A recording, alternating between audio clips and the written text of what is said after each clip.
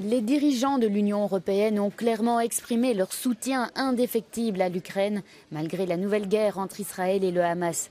Au deuxième jour de leur sommet, les chefs d'État et de gouvernement de l'Union européenne ont insisté sur le fait qu'il durerait aussi longtemps qu'il le faudra, même si quelques fractures sont apparues sur le front économique.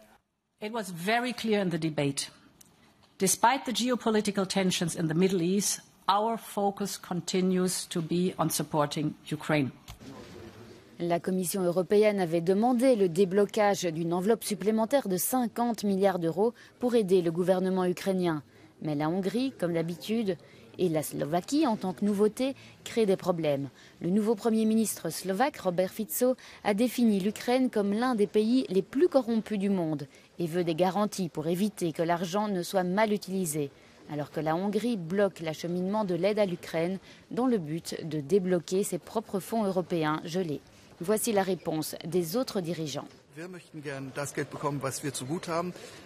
Und das bekommt ihr nur, wenn wir jetzt das Geld, auch wenn Sie für die Ukraine Geld brauchen, dann brauchen wir auch Geld für uns.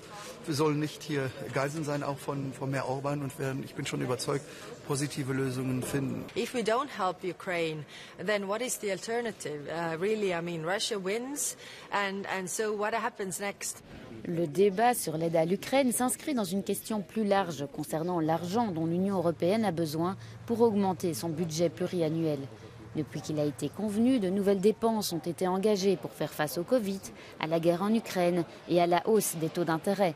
Et la question est, quelles devraient être les priorités?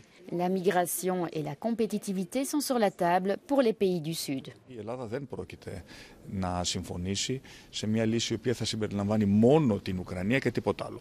Είναι απολύτως εύλογη η επιχειρηματολογία της Επιτροπής. Χρειαζόμαστε περισσότερα χρήματα για το προσφυγικό και για την διαχείριση του προβλήματος ως χώρα εξωτερικό σύνορο της Ευρώπης, χώρα πρώτης υποδοχής. Το γνωρίζουμε πολύ καλά αυτό.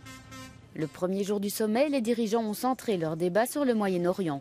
Ils se sont mis d'accord sur l'appel à une pause des hostilités à Gaza afin de permettre l'acheminement de l'aide humanitaire aux civils et aussi sur la nécessité d'organiser une conférence internationale pour la paix.